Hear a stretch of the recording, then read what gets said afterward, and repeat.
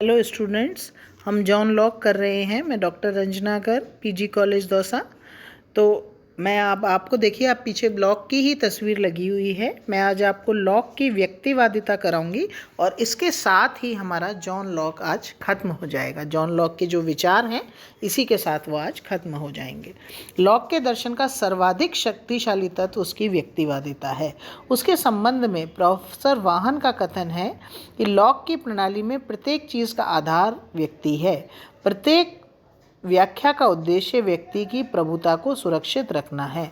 Lock के दर्शन में केवल सर्वजनहित के लिए राज्य को शक्ति प्रयोग का अधिकार है। इसका अभिप्राय यह है कि राज्य स्वयं अपना साध्य नहीं है, उसका अस्तित्व जनता के लिए ही है। लॉक बार बार इस बात का आग्रह करता है कि शासन का एकमात्र ध्येय समाज का हित है और व्यक्तिगत रूप में नागरिकों के हित से भिन्न राज्य के किन्हीं कल्पित या रहस्यमय हितों की बात करना नितांत गलत है। राज्य तो वस्तुतः एक ऐसा यंत्र है जिसे मनुष्य ने केवल अपने उद्देश्य की पूर्ति के लिए बनाया है। लॉक हॉब्स तथा फिल्सर जैसे जिन्होंने कि निरंकुश राज्य की सत्ता का प्रतिपादन किया था का विरोधी है। विरोधी नहीं, वह तीव्र विरोधी है। वह तो एक व्यक्तिवादी था और उसका दर्शन प्रणाली का केंद्र है व्यक्ति तथा उसके अधिकार।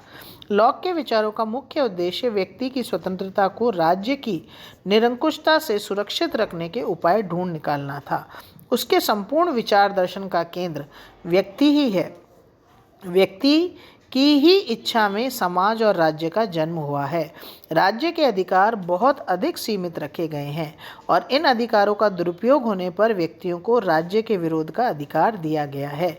सब व्यक्ति यदि सहमत हो सकें तो राज्य को भी भंग किया जा सकता है। व्यक्तियों को राज्य के विरोध या क्रांति का यह अधिकार केवल असाधारण अवसरों के लिए ही नहीं दिया गया है, बल्कि उसे यह भी अधिकार है कि सरकार द्वारा निर्मित प्रत्येक कानून को प्राकृतिक कानूनों की कसौटी पर पहले देखें और अगर वह उसके अलग हों या प्रतिकूल हों तो वह उनको ना माने।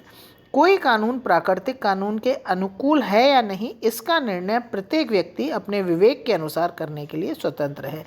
इस दशा में व्यक्ति यदि चाहे तो सरकार के प्रत्येक निर्णय को प्राकृतिक कानून के विरुद्ध बताकर उसे मानने से इनकार कर सकता है।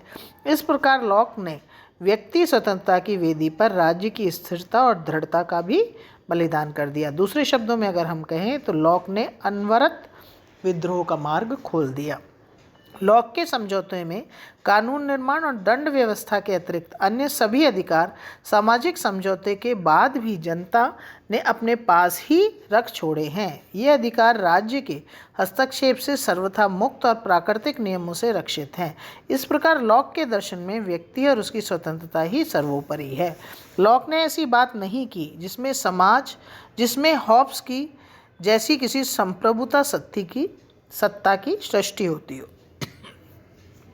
लॉक ने न केवल संप्रभुता शब्द का प्रयोग ही किया बल्कि अपने राज्य को संप्रभु राज्य नहीं माना है। अगर मैक्सी के शब्दों में हम देखें तो उसका अर्थ है राजसत्ता की स्थिति को उच्चतर बनाना नहीं, अपितु अपनी मर्यादाओं का उल्लेख करना है। वह शासक को समाज का प्रतिनिधि मात्र मानता है जिसने केवल इतनी शक्तियां प्राप्त हैं जितनी समाज में व्यक्तियों को हैं। लॉक के दर्शन में राज्य एक बहुत बड़ी लिमिटेड कंपनी से अधिक कुछ नहीं है। देखिए, मैं बार बार आपको बता रही हूँ, हॉब्स, लॉक, रूसो तीनों समझौतावादी विचारक थे। तीनों ने अलग अलग तरीके से समझौता के सिद्धांत बताया और उन्होंने ये बताया कि मनुष्य जो एक प्राकृतिक अवस्था में था उसने क्यों समझौता किया। तो लॉक व्यक्तिवादिता का पूरक था। लॉक जो था वो राज्य की असीम शक्ति, राज्य को संप्रभु, राज्य को अंतिम शक्ति के रूप में नहीं मानता था। वो व्यक्ति को ये अधिकार देता था कि अगर उसको कुछ गलत लगे तो वह राज्य का विद्रोह कर सकता है। हालांकि जो उसके जो अधिकार थे, जीवन, स्वतंत्रता और संपत्ति, उनको तो वो छेड़ने ही नहीं देना चाहता था कि राज्य इनके विरुद्ध तो कोई कार्रवाई कर ही नहीं सकता, बल्कि मनुष्य को यह अधिकार है कि अगर उसको कोई भी कानून ऐसा लगे कि ये गलत है तो वो उसका विद्रोह कर सकता है। इसी को हम व्यक्तिवादिता का सिद्धांत कहते हैं। लॉक को जो है उदारवाद की आत्मा भी माना जाता है, इसीलिए क्योंकि उदारवादी जो राज्य होते हैं वो व्यक्तिवादी राज्य होते हैं, वहाँ व्यक्ति के अधिकार सर्वाधिक माने जाते हैं। तो शक्ति का कोई दुरुपयोग ना करे, इसके लिए लॉक ने शक्ति विभाजन का सिद्धांत भी स्थिर कर दिया है। वह विधायी और कार्यपालिका विभागों को, एक विधायी तथा न्यायपालिका विभागों को, मतलब विधायी, कार्यपालिका और न्यायपालिका को वो अलग अलग रखना चाहता था। लॉक हॉब्स की अपेक्षा कई अधिक उग्र व्यक्तिवादी है। हॉब्स के विचारों से तो अप्रत्यक्ष रूप से व्यक्तिवाद की ध्वनि मिलती है, जबकि लॉक के विचारों से हमें डायरेक्ट ही व्यक्तिवाद की ध्वनि मिलती है।